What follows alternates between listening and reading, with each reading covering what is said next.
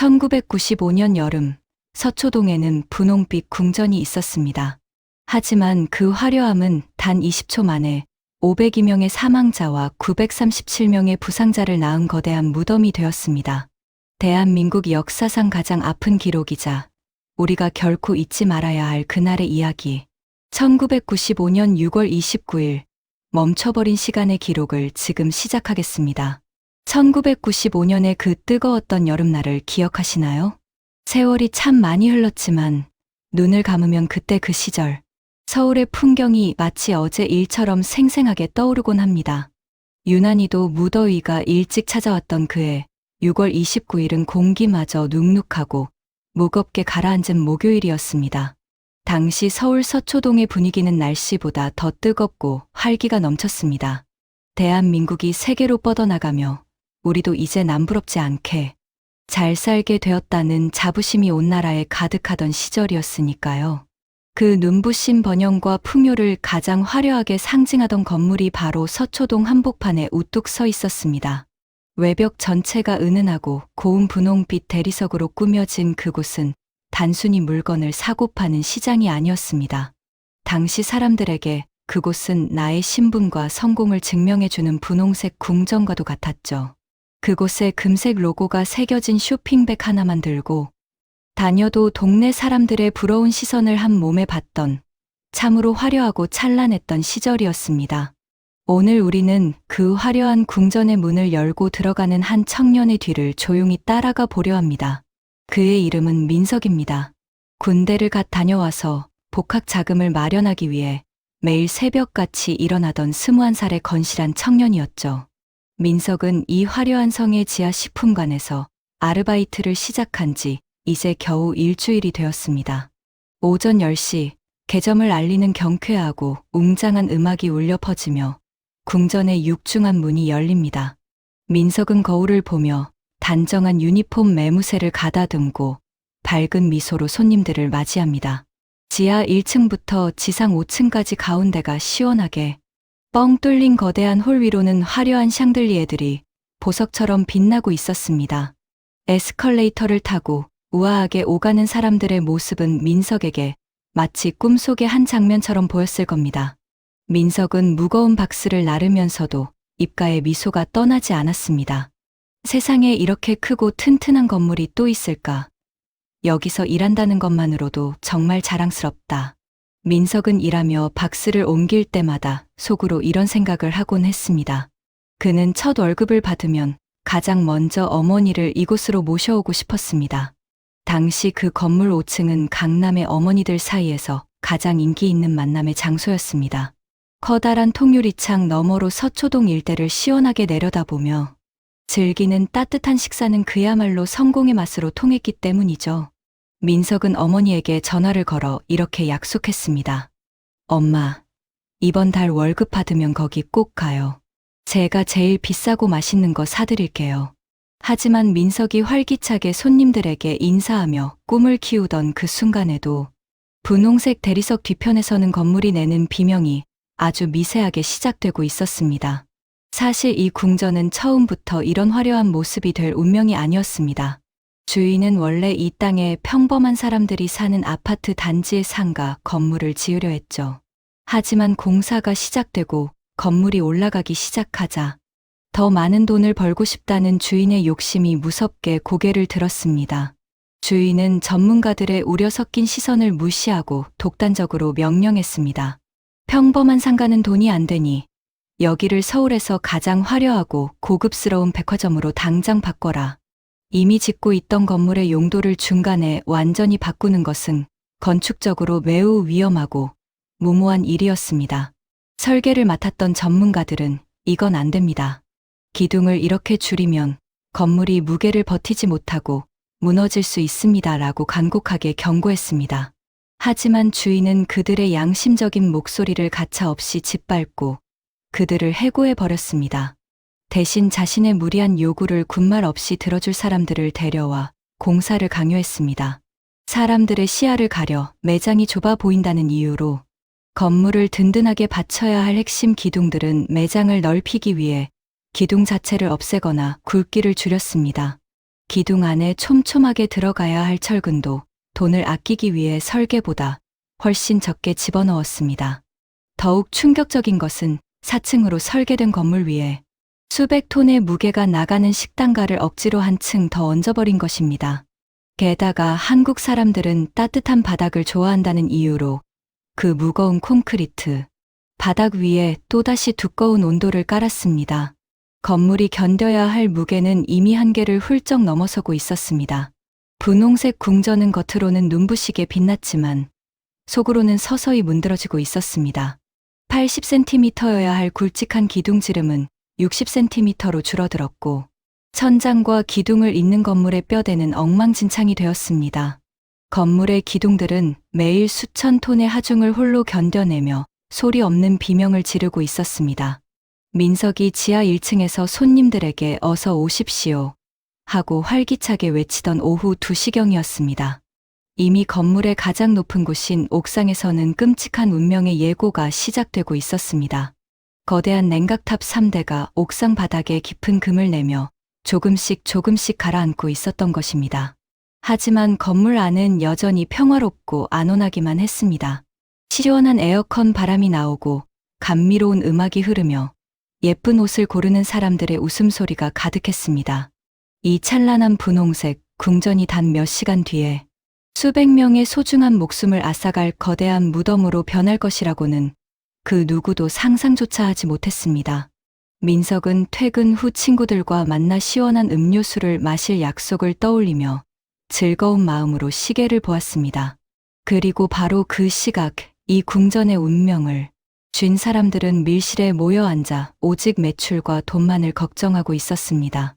주인의 머릿속에는 오늘 장사를 접으면 손해가 얼마인가라는 계산기 소리만 가득했죠. 우리가 잊지 말아야 할 비극의 그림자는 이제 궁전의 천장을 타고 소리 없이 아주 차갑게 내려오고 있었습니다. 평범했기에 더 애틋했던 그들의 하루는 그렇게 서초동의 핑크빛 노을 속으로 사라져 가고 있었습니다. 분홍색 대리석으로 화려하게 치장한 이 궁전은 사실 아주 오래전부터 살려달라는 신호를 보내고 있었습니다. 겉모습은 누구보다 화사하고 튼튼해 보였지만 그 속내는 이미 시커멓게 멍들고 골마 터지기 직전이었죠. 비극의 시작은 사고가 나기 약 1년 전인 1994년 4월로 거슬러 올라갑니다. 건물의 맨 꼭대기 옥상에는 건물을 시원하게 해줄 거대한 에어컨 냉각탑 3대가 놓여 있었습니다. 물을 가득 채우면 그 무게가 무려 87톤이나 나가는 엄청난 쇳덩어리들이었습니다. 어느 날 주변 아파트 주민들이 기계 소리가 너무 시끄럽다며 민원을 넣기 시작했습니다. 그러자 주인은 이 거대한 기계들을 건물의 반대편으로 옮기라고 명령했습니다. 보통 이런 무거운 장비를 옮길 때는 거대한 크레인을 불러서 안전하게 들어 올려 옮기는 것이 상식입니다. 하지만 주인은 그 크레인을 부르는 비용 몇 푼을 아끼려고 아주 위험하고 무식한 방법을 선택했습니다. 기계 아래에 둥근 파이프를 여러 개 깔고 마치 굴렁쇠를 굴리듯 옥상 바닥 위를 질질 끌어서 이동시킨 것입니다. 87톤의 거대한 무게가 옥상 바닥을 짓누르며 지나갈 때마다 건물의 뼈대에는 깊고 치명적인 상처가 남았습니다. 옥상 바닥은 이미 이때부터 서서히 금이 가며 주저앉을 준비를 하고 있었던 셈입니다. 이제 사고 당일인 1995년 6월 29일 아침으로 돌아가 보겠습니다. 민석이 평소처럼 밝게 인사하며 출근했을 때 5층 식당가는 이미 아수라장이었습니다. 천장에서는 미세한 시멘트 가루가 눈처럼 뚝뚝 떨어지고 있었고 바닥은 눈에 띄게 움푹 꺼져 있었죠. 겁에 질린 식당 주인들은 주인을 찾아가 다급하게 소리쳤습니다. 사장님, 지금 천장에서 가루가 떨어지고 바닥이 내려앉고 있습니다. 손님들이 위험해요. 하지만 보고를 받은 주인과 경영진의 머릿속에는 오직 매출 걱정뿐이었습니다. 오전 9시에 모인 그들은 사람의 목숨보다 무서운 말을 내뱉었습니다. 오늘 하루 장사를 안 하면 손해가 얼마나 큰지 알아?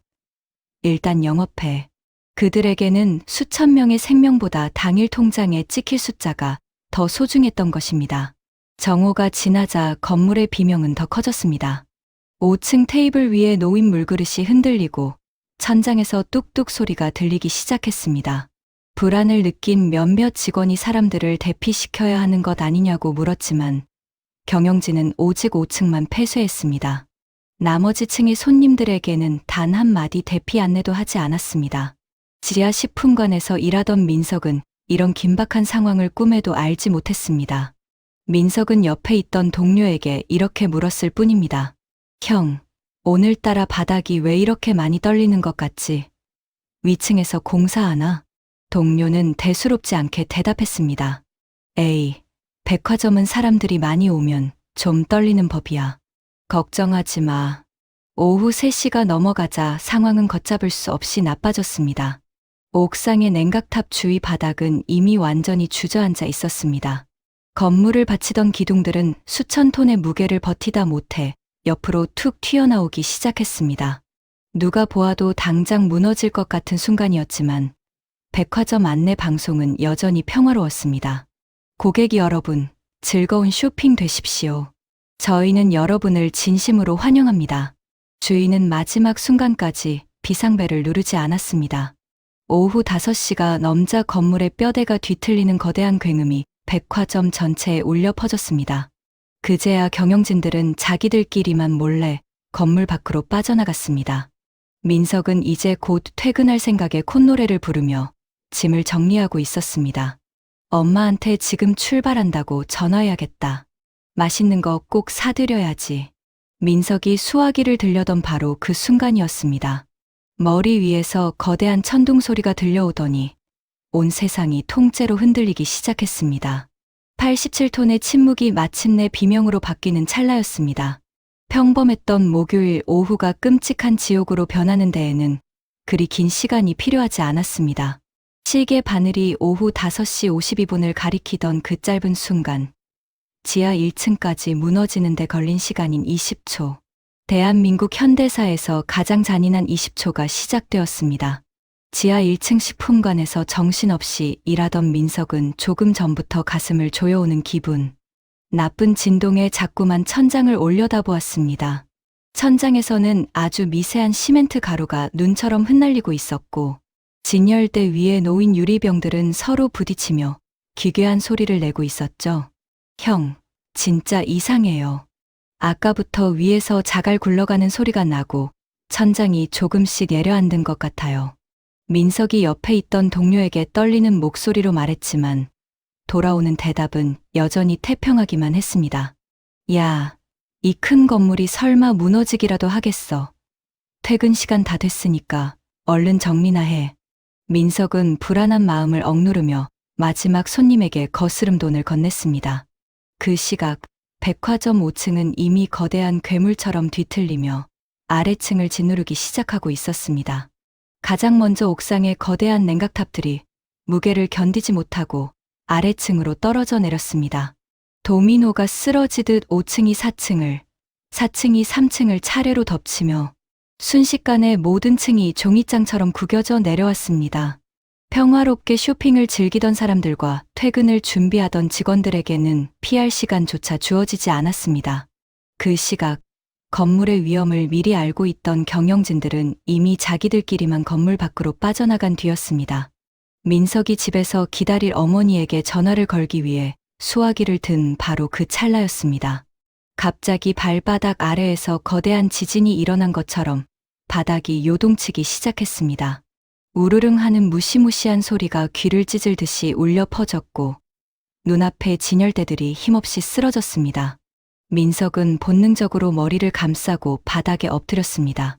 천장에서는 커다란 콘크리트 덩어리들이 우박처럼 쏟아져 내렸고 화려했던 조명들은 비명을 지르며 하나둘 꺼져갔습니다. 단 20초였습니다. 그 찬란했던 분홍색 궁전이 거대한 먼지, 구름을 일으키며 완전히 주저앉는 데 걸린 시간 말입니다. 천둥 소리 같던 굉음이 멈추고 난 뒤 민석의 눈앞에 남은 것은 오직 칠흑 같은 어둠뿐이었습니다. 입과 코 안으로 매캐한 콘크리트 가루와 먼지가 쉴 새 없이 밀려 들어왔습니다. 민석은 정신없이 기침을 하며 떨리는 손으로 주변을 더듬었습니다. 방금 전까지 웃으며 대화하던 동료의 목소리도 손님들의 북적임도 모두 거짓말처럼 사라졌습니다. 세상은 소름 끼칠 정도로 고요해졌고 오직 멀리서 들려오는 희미한 신음 소리만이 이곳이 지옥임을 알려주었습니다.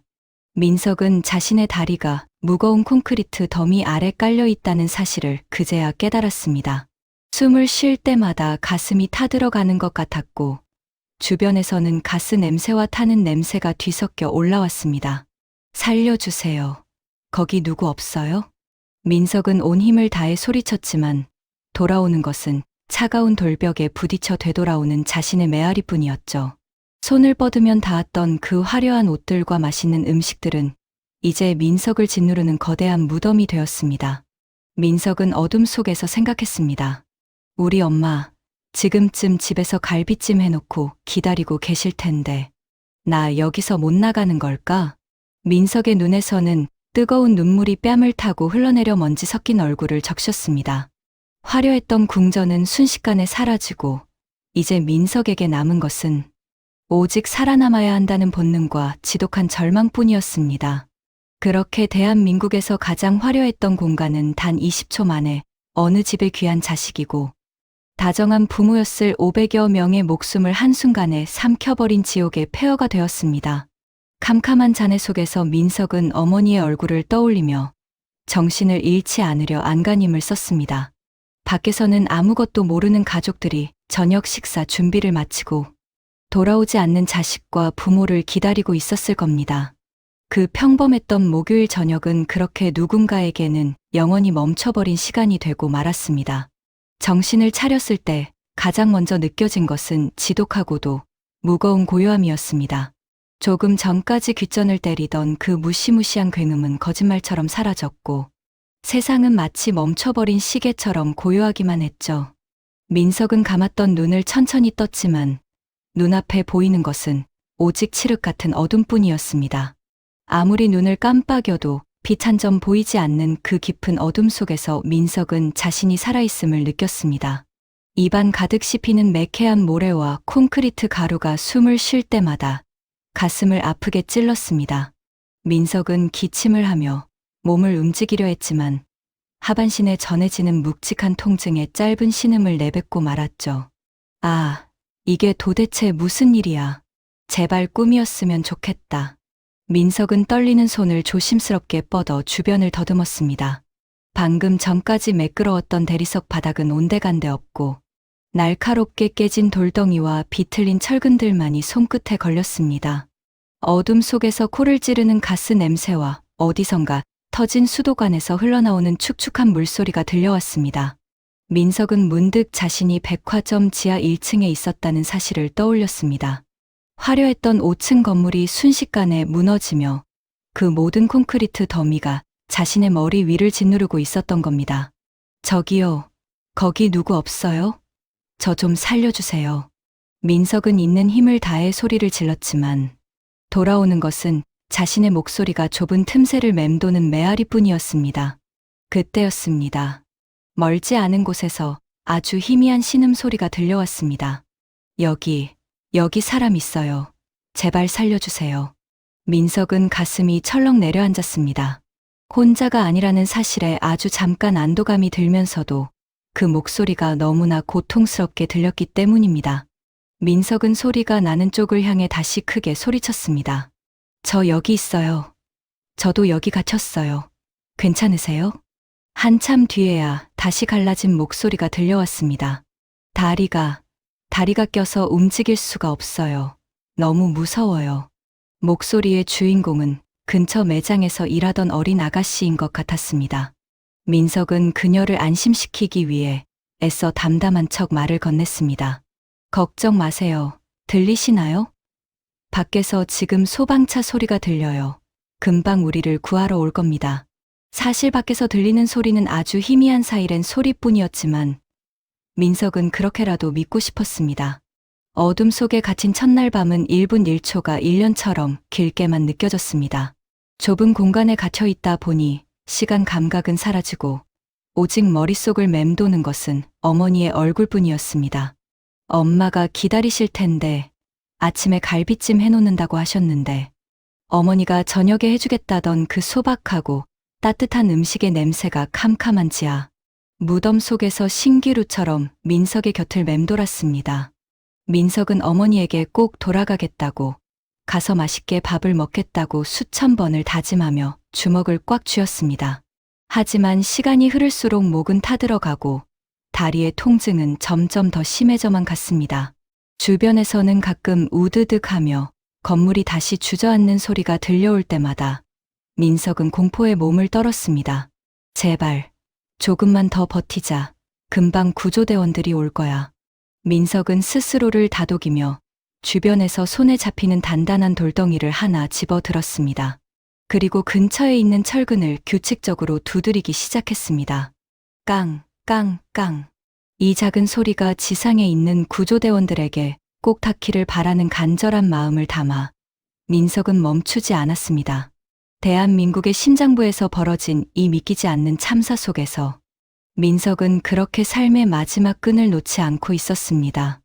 밖에서는 무너진 건물 위로 수천 명의 구조대원들이 몰려들고 있었지만 거대한 콘크리트 산 아래 갇힌 민석에게 그 소리는 너무나 멀게만 느껴졌죠. 밤이 깊어갈수록 어둠은 더 짙어졌고 민석은 차가운 바닥에서 어머니의 따뜻한 손길을 그리워하며 첫날 밤의 사투를 이어갔습니다. 숨이 턱 막히는 먼지 속에서도 민석은 옆에 갇힌 아가씨에게 계속 말을 걸었습니다. 이름이 뭐예요? 저는 민석이라고 해요. 우리 조금만 더 힘을 내봐요. 하지만 돌아오는 대답은 점점 희미해졌고 민석의 마음은 더욱 타들어갔습니다. 지하 1층의 찬 공기는 뼈를 깎는 듯했고 어디선가 흘러나오는 차가운 물은 민석의 몸을 점점 적셨습니다. 민석은 자신의 유니폼 단추를 꽉 쥐었습니다. 그것은 오늘 아침 어머니가 반듯하게 다려주셨던 소중한 옷이었습니다. 그 소소한 기억 하나가 민석에게는 이 지옥 같은 어둠 속을 버티게 하는 유일한 등불이었죠. 밖에서는 이미 날이 저물어 밤이 되었겠지만 이곳은 시간이 멈춘 채 오직 죽음의 그림자만이 서성거리고 있었습니다. 민석은 철근을 두드리는 소리에 자신의 심장 박동을 실어보냈습니다. 나는 살아있다. 나는 반드시 살아서 이곳을 나가야 한다. 그렇게 수천 번, 수만 번을 되뇌며 민석은 차가운 어둠과 싸우고 있었습니다. 민석이 차가운 콘크리트 잔해 아래에서 가쁜 숨을 몰아쉬며 죽음의 문턱을 넘나들던 그 시각, 지상의 풍경은 우리네 평범한 사람들이 감당하기엔 너무나 잔혹한 모습이었습니다. 1995년 6월 29일에 해가 뉘엿뉘엿 지고 있던 서초동의 하늘은 무너진 건물이 뿜어낸 거대한 먼지 구름 때문에 잿빛으로 변해버렸죠. 평소라면 가족들이 둘러앉아 된장찌개 냄새를 풍기며 저녁을 먹었을 그 소중한 시간에 대한민국 전체가 거대한 통곡의 바다에 빠져버렸습니다. 민석의 어머니인 순자 씨는 그날 아침 아들의 유니폼을 정성스럽게 다려주며 갈비찜을 해주겠다고 약속했던 일을 떠올리며 가슴을 쥐어뜯었습니다. TV 화면 속에서 그 화려했던 분홍색 건물이 흉측하게 꺾여 있는 모습을 보는 순간 순자 씨의 심장은 그대로 멈춰버리는 것 같았죠. 내 강아지 민석이가 저기 있는데, 내 아들이 저 안에 있는데, 이게 도대체 무슨 일이야. 순자 씨는 맨발로 집을 뛰쳐나와 사고 현장을 향해 달렸지만 이미 도로는 몰려든 차량과 사람들로 인해 거대한 주차장처럼 변해 있었습니다. 간신히 도착한 현장 근처의 서초초등학교 운동장은 이미 실종자, 가족들의 절규와 통곡 소리로 아비규환이 되어 있었죠. 학교 교실마다 가득 찬 실종자 가족들은 칠판에 적히는 구조자 명단에서 혹시라도 자식의 이름을 찾을 수 있을까봐 눈을 떼지 못했습니다. 어둠이 내려앉은 운동장에 세워진 임시 천막 아래에서 순자 씨는 뜬 눈으로 밤을 지새우며 자식의 이름을 부르고 또 불렀습니다.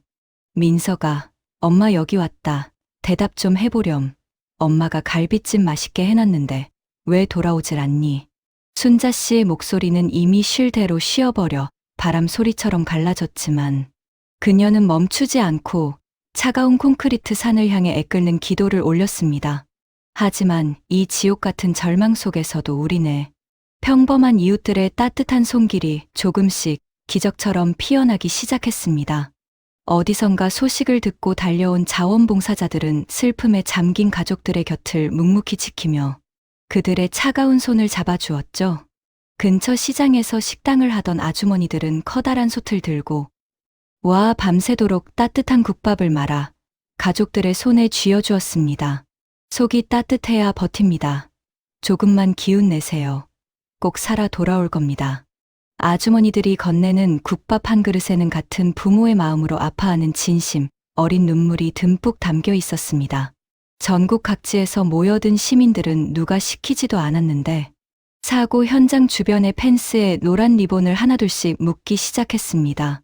바람에 힘없이 흔들리는 노란 리본에는 저마다의 간절한 소망이 삐뚤삐뚤한 글씨로 적혀 있었죠. 우리가 여기서 기다릴게. 제발 포기하지 마라. 살아만 있어 다오. 그것이 우리의 유일한 소원이다. 이 이름 없는 시민들의 간절함이 모여 노란 리본의 물결을 이루었고 그것은 어둠 속에 갇힌 이들에게 보내는 등불이 되었습니다. 대학생들은 구조대원들이 잔해를 치우다 지쳐 쓰러지면 달려가 시원한 물을 건네고 무거운 돌덩이를 함께 나르며 힘을 보탰습니다. 중장비를 몰던 기사님들도 생업을 모두 뒤로 한 채 자신의 포클레인을 끌고 달려와 며칠 밤을 새우며 거대한 잔해를 걷어냈죠. 그분들은 자신의 가족이 그 안에 갇혀 있다는 마음으로 한 삽을 뜰 때마다 혹시라도 다칠까봐 온 신경을 집중했습니다. 밤이 깊어질수록 현장 주위로 켜진 수백 개의 조명탄은 마치 밤하늘의 별처럼 흩어져 실종자들을 찾기 위해 어둠을 밝혔습니다.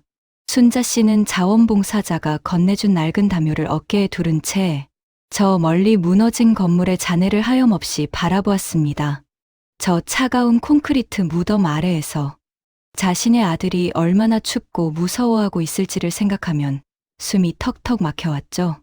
하지만 주변에서 함께 울어주고 함께 밤을 새워주는 수많은 이웃이 있었기에 순자 씨는 무너지지 않고 버틸 수 있었습니다. 민서가, 들리니? 지금 밖에는 이렇게 많은 사람이 너를 응원하고 있단다. 절대 삶의 끈을 놓지 마라. 대한민국 전체가 커다란 슬픔에 잠겼지만 역설적이게도 그 폐허 위에서는 우리 민족 특유의 정과 사랑이 가장 찬란하게 빛났습니다. 이기심과 탐욕이 세운 성은 한순간에 무너졌지만 평범한 사람들이 서로의 상처를 어루만지며 세운 마음의 성벽은 무너지지 않았죠. 이름 없는 시민들이 달아둔 노란 리본은 이제 기적을 부르는 신호가 되어 서초동의 밤 공기를 가르며 펄럭이고 있었습니다. 순자 씨는 가슴에 묻어둔 민석의 사진을 꽉 쥐며 다시 한번 마음속으로 외쳤습니다. 기적은 반드시 일어난다. 우리는 절대 너를 포기하지 않을 거야. 그렇게 기나긴 첫날 밤이 지나고 새벽 안개 사이로 다시금 희망의 소리가 울려 퍼지기 시작했습니다. 사람들의 간절한 염원이 하늘에 닿기를 바라는 노란 리본의 물결은 그렇게 참혹한 현장을 위로하고 있었습니다. 칠흑 같은 어둠 속에 갇힌 민석에게 시간은 이미 그 의미를 잃어버린 지 오래였습니다. 시계도 빛도 없는 그 깊은 구멍 속에서 민석이 시간을 짐작할 수 있는 유일한 방법은 자신의 가쁜 숨소리와 가끔씩 들려오는 아주 먼 곳의 사이렌 소리뿐이었죠. 처음 하루나 이틀은 금방이라도 누가 구하러 올 것만 같아 목이 터져라 살려주세요를 외쳤습니다. 하지만 돌아오는 것은 차가운 콘크리트, 벽에 부딪혀 되돌아오는 허망한 자신의 목소리와 무겁게 내려앉은 정적뿐이었습니다. 시간이 흐를수록 민석을 가장 처절하게 괴롭힌 것은 뼈를 깎는 듯한 통증보다 더 지독하고 잔인한 갈증이었습니다. 입술은 가뭄이 든 논바닥처럼 바짝 말라 갈라졌고 혀는 입천장에 딱딱하게 달라붙어 말 한마디 내뱉는 것조차 고통스러운 일이 되었죠. 먼지와 시멘트 가루가 섞인 공기를 마실 때마다 목구멍은 마치 사막 한복판에 던져진 것처럼 타들어갔습니다. 물 한 모금만 마실 수 있다면 무엇이든 할 텐데. 민석은 어둠 속에서 자꾸만 헛것이 보이기 시작했습니다. 어머니가 정수기에서 시원한 물을 받아 건네주던 그 평범한 모습과 친구들과 땀 흘려 운동하고 마셨던 그 시원한 음료수의 감촉이 머릿속을 맴돌았죠. 그러던 어느 순간이었습니다. 지상에서는 참혹한 현장의 비극을 씻어내기라도 하려는 듯 장대비가 쏟아지기 시작했습니다. 무너진 건물의 좁은 틈새로 차가운 물줄기가 스며들기 시작했고 민석의 머리 위로 물방울이 뚝뚝 떨어졌습니다. 민석은 본능적으로 입을 벌려 그 물방울을 받아냈습니다. 그것은 하늘이 민석에게 내려준 마지막 생명줄이자 살아야 한다는 간절한 신호였습니다. 먼지와 시멘트 가루가 섞여 텁텁하고 쓴맛이 났지만 민석에게는 그 어떤 보약보다도 달콤하고 소중했습니다. 민석은 주변에 굴러다니던 찌그러진 종이컵 하나를 주워 소중하게 그 빗물을 받아 모으기 시작했습니다. 한 방울, 두 방울 모이는 물소리는 민석의 가슴 속에 희망이라는 작은 불씨를 다시 지피기 시작했죠. 살아야 한다. 이 물을 마시고 꼭 버텨서 우리 엄마 얼굴을 다시 봐야 한다. 민석은 물 한 모금을 입안에 머금고 오랫동안 아껴 마시며 옆에 갇혀있던 동료 지영 씨에게도 말을 걸었습니다. 지영 씨, 지금 위에서 물이 나와요. 조금만 더 버텨봐요. 우리 꼭 살아서 나갈 수 있어요. 처음에는 지영 씨의 대답이 돌아왔습니다. 무서워요, 민석 씨. 우리 정말 나갈 수 있을까요? 하지만 시간이 지날수록 지영 씨의 목소리는 점점 가늘어졌고, 나중에는 아주 작은 신음조차 들리지 않게 되었습니다. 민석은 지독한 고독과 공포가 자신을 덮칠 때마다 어머니와 약속했던 그 갈비찜 이야기를 혼잣말로 중얼거렸습니다. 우리 엄마가 해주는 갈비찜은 고기가 참 연하고 양념이 달콤했는데 그 냄새가 여기까지 나는 것 같아. 음식의 맛을 하나하나 떠올리면 입안에 아주 작은 침이 고였고 그 수분조차 민석에게는 다시 한번 버틸 힘이 되었습니다. 민석은 어둠 속에서 손가락으로 차가운 콘크리트 벽에 날짜를 새기며 하루하루를 버텼습니다. 100시간, 150시간, 그리고 마침내 200시간을 넘어서는 순간 민석의 몸은 이미 한계에 다다라 있었습니다. 체온은 점점 떨어지고 의식은 가물가물해졌지만 민석은 멈추지 않고 주변의 철근을 두드리고 또 두드렸습니다. 나는 아직 여기 살아있다. 제발 나를 잊지 말고 찾아내 다오. 자신의 생명을 갉아먹는 그 지옥 같은 어둠 속에서 민석은 빗물 한 방울과 어머니의 환영의 의지에 무려 230시간을 버텨냈습니다. 그것은 인간의 정신력이 얼마나 위대할 수 있는지를 보여주는 처절하고도 문물겨운 투쟁이었습니다. 밖에서는 이미 생존자가 있을 가능성이 희박하다며 포기하려는 목소리도 들려왔지만 민석은 결코 삶의 끈을 놓지 않았습니다. 하늘에서 떨어지는 빗물은 누군가에게는 비극의 눈물이었지만 민석에게는 기적을 만드는 생명수가 되어 그의 심장을 뛰게 했습니다. 어둠 속의 사투는 그렇게 열흘이 넘는 시간 동안 계속되었고 기적은 이제 아주 가까운 곳까지 다가오고 있었습니다. 민석은 생각했습니다. 내가 여기서 나가는 날 세상에서 가장 밝은 햇살 아래서 엄마가 해주신 따뜻한 밥을 먹겠노라고 말이죠. 그 간절한 소망 하나가 무너진 5,000톤의 콘크리트 더미보다 더 무겁고 단단하게 민석의 생명을 지탱해주고 있었습니다. 비록 몸은 말라가고 정신은 흐릿해졌지만 민석의 가슴 속에서 타오르는 생명의 불꽃은 그 누구도 꺼뜨릴 수 없었습니다. 지옥 같은 정적을 깨고 저 멀리서 다시금 구조대의 망치 소리가 들려오기 시작했을 때 민석은 마지막 남은 힘을 다해 벽을 쳤습니다.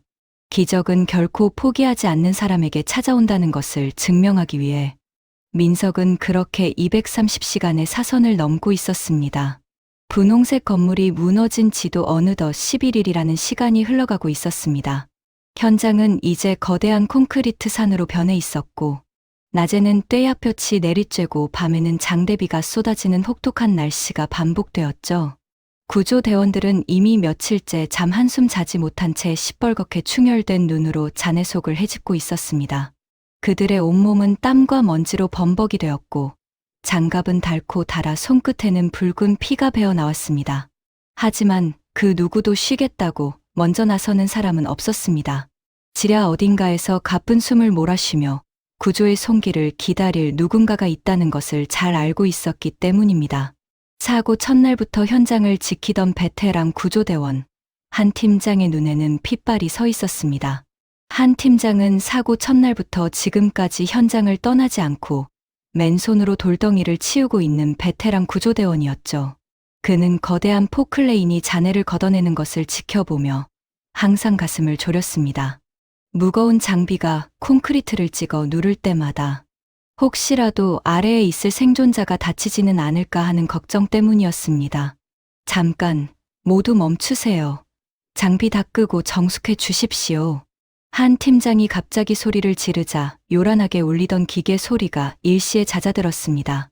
현장에는 소름 끼치는 정적이 흘렀고 모두가 숨을 죽인 채 잔해 아래의 소리에 귀를 기울였습니다. 이른바 침묵의 시간이 시작된 것입니다. 조금이라도 생존자의 신호가 들릴까봐 현장의 모든 사람은 발소리조차 내지 않았죠. 그때였습니다. 한 팀장의 귀에 아주 미세하고 희미한 소리가 들려왔습니다. 깡, 깡, 깡. 무거운 돌덩이 아래 깊은 곳에서 철근을 두드리는 듯한 규칙적인 소리가 들려온 것입니다. 한 팀장의 심장이 터질 듯이 뛰기 시작했습니다. 살아있다. 저 아래 사람이 살아있습니다. 그의 외침에 주변에 있던 구조대원들이 번개같이 달려들었습니다. 하지만 구조 작업은 결코 쉽지 않았습니다.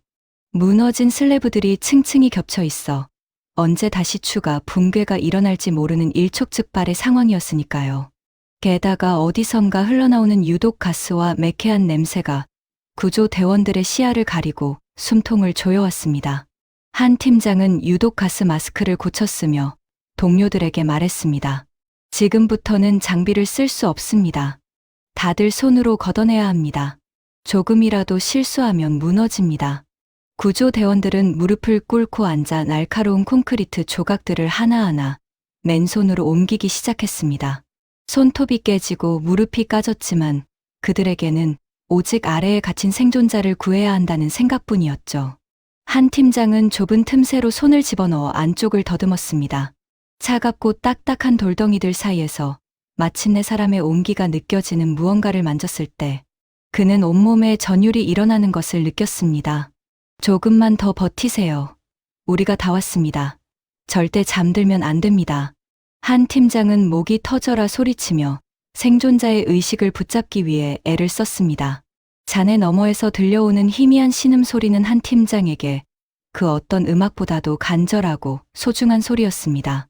시간은 야속하게 흘러 밤이 깊었지만 구조대원들의 사투는 멈추지 않았습니다. 그들은 조명탄 불빛 아래에서 땀방울을 흘리며 인간이 만들어낼 수 있는 가장 위대한 기적을 향해 나아갔습니다. 한 팀장은 밖에서 노란 리본을 흔들며 문물로 기도하던 가족들의 얼굴을 떠올렸습니다. 반드시 살려서 내보내겠습니다. 당신들의 기도가 헛되지 않게 하겠습니다.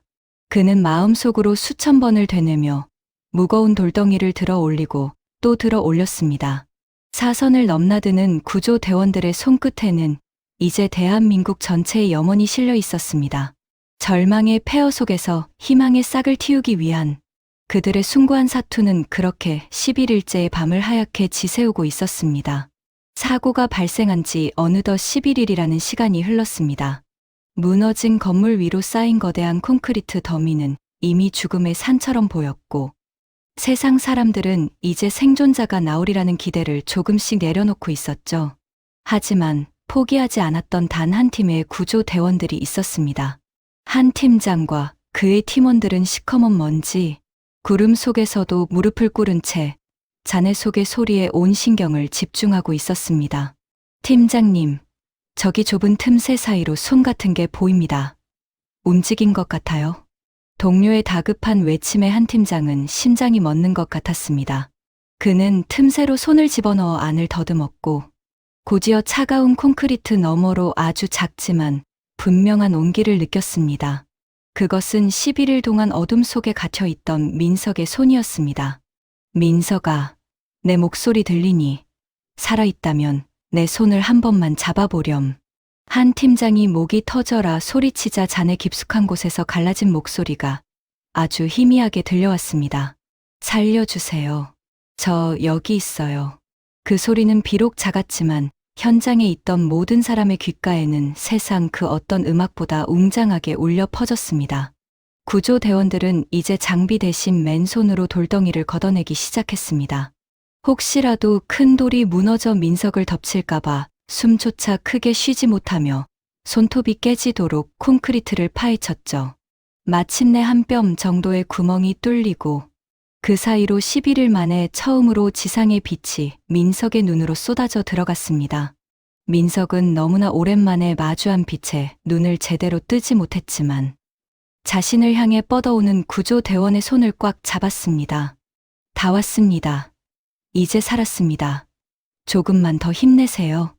한 팀장은 민석을 잔해 밖으로 끌어올리며 그를 가슴에 꽉 안았습니다. 시커먼 시멘트 가루로 범벅이 된 민석의 얼굴 위로 한 팀장의 뜨거운 눈물이 뚝뚝 떨어졌습니다. 오후 2시 30분, 마침내 민석이 들것에 실려 지상으로 모습을 드러냈습니다. 현장을 가득 메우고 있던 수백 명의 사람과 취재진은 일제히 환호성을 지르며 박수를 보냈습니다. 그것은 단순히 한 사람의 목숨을 구한 것이 아니라 절망에 빠진 대한민국 전체에 던져진 희망의 메시지였습니다. 민석은 눈을 가린 채 앰뷸런스로 옮겨지면서도 밖에서 들려오는 사람들의 함성 소리를 들었습니다. 그는 몽롱한 의식 속에서도 아, 내가 정말 살아났구나 하는 안도감에 눈물을 흘렸습니다. 사고 현장 근처 대기실에서 넋을 잃고 앉아 있던 순자 씨에게도 이 소식이 전해졌습니다. 어머니, 민석이가 살았습니다. 지금 앰뷸런스 타고 병원으로 가고 있어요. 순자 씨는 그 자리에 주저앉아 꺽꺽 울음을 터뜨렸습니다. 아이고, 우리 강아지, 내 새끼가 살았구나. 하늘이 도우셨네. 순자 씨는 떨리는 다리를 이끌고 아들이 실려간 병원을 향해 미친 듯이 달렸습니다. 민석의 생화는 무려 230시간이라는 불가능의 시간을 넘어선 기적이었습니다. 그는 빗물 한 방울과 어머니에 대한 그리움만으로 죽음의 문턱을 11번이나 넘나들며 버텨낸 것입니다. 온 국민은 텔레비전 앞에 모여 민석의 건강한 모습을 확인하며 자기 일처럼 기뻐하고 눈물을 닦았습니다. 무너진 탐욕의 잔해 속에서도 생명의 불꽃은 끈질기게 타오르고 있었다는 사실을 민석이 몸소 증명해 준 것이죠. 이제 민석은 그토록 그리워하던 어머니의 품으로 돌아갈 준비를 하고 있었습니다. 지옥 같았던 어둠의 터널을 지나 11일 만에 마주한 세상의 공기는 비록 매캐했지만 민석에게는 그 무엇보다 달콤했습니다. 하지만 이 기적 뒤에는 여전히 차가운 콘크리트 아래서 구조를 기다리는 수많은 사람이 남아 있었습니다. 민석의 생화는 끝이 아니라 또 다른 기적을 향한 간절한 시작이었습니다. 사고가 발생한 지 어느덧 17일이라는 시간이 흘렀습니다. 현장은 이제 구조 작업보다는 잔해를 정리하는 수습 단계로 넘어가고 있었습니다. 열흘이 넘고 보름이 지나면서 지켜보던 국민들도 이제 더 이상의 생존자는 없을 것이라며 고개를 숙이고 있었죠. 민석이가 구출된 지도 벌써 일주일이 지났으니 모두가 이제는 기적이 끝났다고 생각했습니다. 하지만 1995년 7월 15일 그 뜨거웠던 오후에 대한민국은 다시 한번 거대한 충격과 감동에 휩싸이게 됩니다. 거대한 포클레인이 무너진 콘크리트 더미를 한 삽 크게 떠내려던 바로 그 순간이었습니다. 잔해 구석진 틈새에서 아주 작고 하얀 손 하나가 허공을 향해 가느다랗게 흔들리는 것이 보였습니다. 멈춰요. 장비 다 멈추세요. 저기 사람이 있습니다. 구조대원의 다급한 외침에 요란하던 기계 소리가 일시에 멎었습니다. 사람들은 자신의 눈을 의심했습니다. 어떻게 17일이나 지난 이 시점에 사람이 살아있을 수 있을까 하는 생각 때문이었죠. 그 좁고 어두운 틈새에 갇혀있던 사람은 19살 어린 소녀 수연이었습니다. 민석과 같은 층에서 일하며 밝게 웃던 그 소녀였습니다. 그녀는 무려 377시간이라는 긴 시간 동안 단 한 방울의 물도 마시지 못한 채 어둠 속에서 버텨왔습니다. 구조대원들이 조심스럽게 잔해를 걷어내고 그녀의 곁으로 다가갔을 때 수연이는 아주 희미하게 웃고 있었습니다. 그녀는 자신을 발견한 대원에게 첫마디로 지금이 며칠인가요? 라고 물었습니다. 그 맑은 목소리가 들려오는 순간 베테랑 구조대원들도 참아왔던 눈물을 터뜨리고 말았습니다. 수연이는 17일 동안 쏟아지는 먼지와 배고픔, 그리고 지독한 갈증을 오직 살아야 한다는 의지 하나로 이겨냈습니다. 그녀를 들것에 싣고 밖으로 나오자 현장은 순식간에 눈물바다가 되었습니다. 텔레비전 생중계를 지켜보던 국민들은 하던 일을 멈추고 제 일처럼 기뻐하며 박수를 쳤습니다. 수연이는 햇빛에 눈이 상할까봐 수건으로 눈을 가린 채 밖으로 나왔지만 그 입가에는 여전히 작은 미소가 걸려 있었죠. 그 미소는 절망의 끝에서도 결코 희망을 버리지 않았던 인간의 위대한 승리를 보여주는 것 같았습니다. 17일의 기적은 단순히 한 사람의 생환을 넘어 상처받은 국민들의 마음을 어루만져 주었습니다. 그녀가 구출된 그 자리는 탐욕으로 무너진 비극의 현장이었지만 동시에 생명의 존엄함을 일깨워준 성소가 되었습니다. 민석이와 수연이가 보여준 기적 같은 생활은 우리에게 소중한 가르침을 남겼습니다. 아무리 깊은 어둠 속이라도 우리가 서로를 포기하지 않는다면 반드시 빛은 찾아온다는 사실 말입니다. 수연이가 앰뷸런스에 실려 병원으로 떠난 뒤에도 사람들은 한동안 그 자리를 떠나지 못했습니다. 그녀가 남긴 17일간의 사투는 대한민국 현대사에서 가장 길고도 아름다운 기다림으로 기록되었습니다. 이제 마지막 한 명까지 수습하기 위한 작업이 계속되었지만 수연이의 미소는 모든 이들에게 큰 위로가 되었습니다. 지옥 같았던 17일의 기록은 그렇게 기적으로 마무리되며 우리의 가슴 속에 영원히 지워지지 않을 무늬를 새겼습니다. 하지만 이 기적 뒤에는 우리가 반드시 기억해야 할 차갑고 뼈아픈 진실들이 여전히 기다리고 있었습니다. 기적 같은 생환 소식에 온 국민이 울고 웃었던 시간도 잠시 먼지가 가라앉은 자리에는 차갑고도 잔인한 진실들이 그 흉측한 모습을 드러내기 시작했습니다. 먼지가 거친 자리에서 마주한 진실은 참혹했습니다.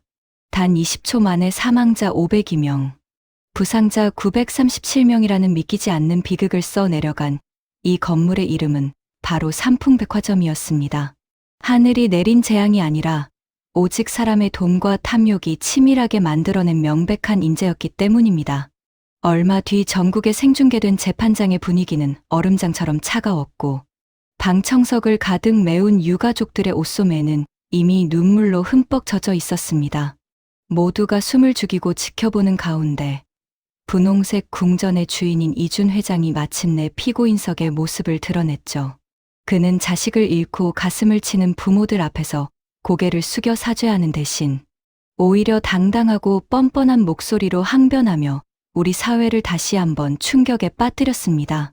백화점이 무너졌다는 것은 손님들에게도 큰 피해가 가지만 내 재산도 한순간에 다 날아가는 것입니다. 나도 피해자란 말입니다. 사람의 목숨보다 자신의 통장에서 사라진 숫자를 더 아까워하는 그 비정한 한마디에 법정은 순식간에 울음바다와 분노의 함성으로 가득 찼습니다. 그의 머릿속에는 17일 동안 칠흑 같은 어둠 속에서 빗물을 받아 마시며 버틴 어린 청년들의 고통은 단 1초도 들어있지 않았던 겁니다. 결국 이 회장은 7년 6개월이라는 500여 명의 고귀한 생명에 비하면 너무나 가볍고 허망한 형벌을 받는 것으로 재판은 허무하게 마무리되었습니다. 하지만 이 사건이 우리 사회의 낡은 양심에 던진 충격은 법의 판결보다 훨씬 더 크고 묵직한 가르침을 남겼습니다. 사고 이후 정부에서 전국의 고층 건물들을 대상으로 대대적인 안전 점검을 실시했는데 그 결과는 실로 믿기 힘들 정도로 처참하고 부끄러웠죠. 놀랍게도 대한민국 전체 건물 중 단 2%만이 정말 안전하다는 판정을 받았고 나머지는 당장 보수하거나 다시 지어야 하는 위험한 상태였습니다. 우리가 그동안 빨리빨리만 외치며 앞만 보고 달려온 찬란한 경제, 성장이 사실은 언제 무너질지 모르는 위태로운 모래성이었음을 뼈아프게 깨닫는 순간이었습니다. 이 500여 명의 안타까운 희생은 결코 헛되이 사라진 것이 아닙니다. 이 참사를 계기로 우리나라는 시설물 안전관리에 관한 특별법을 제정했고 건물을 지을 때 안전을 감시하는 기준을 예전보다 훨씬 더 까다롭고 엄격하게 바꾸었으니까요. 지금 우리가 무심코 들어가는 백화점과 지하철의 굵직한 기둥들은 사실 30년 전 그 차가운 잔해 속에서 마지막까지 버텨준 분들이 남긴 눈물겨운 유산인 셈입니다. 시간이 흘러 이제 그 화려했던 분홍색 궁전이 서 있던 서초동 자리에는 다시 높은 아파트가 들어서 예전의 흔적을 조금도 찾아볼 수 없게 되었습니다. 비극의 현장 대신 양재동 시민의 숲 한쪽 귀퉁이에 외롭게 서 있는 작은 위령탑만이 그날의 아픔을 잊지 말라며 우리에게 소리 없이 외치고 있습니다.